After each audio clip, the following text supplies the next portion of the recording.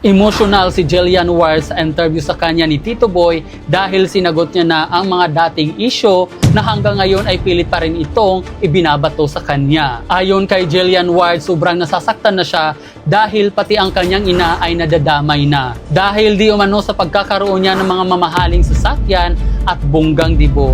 At mayroon din daw siyang benefactor sa kanyang lifestyle. Sinagot naman ni Jillian na hindi ito totoo at fake news lang ang lahat, pati na rin ang pagkakaroon niya ng ugnayan kay dating governor na si Chavit Singson. Hindi rin niya ito kilala at never niya pa itong na-meet. Kung ako sa inyo, tigilan niyo na ang paninira niyo kay Jillian dahil wala naman kayong pruweba at baka inggit lang kayo sa kanya. Para sa akin, lahat ng gugustuhin ni Jillian ay kaya niyang bilhin. Isipin nyo na lang, nagsimula siya sa showbiz, bata pa lang. So ibig sabihin, child actress at hanggang ngayon, marami siyang project sa GMA. So marami siyang pera.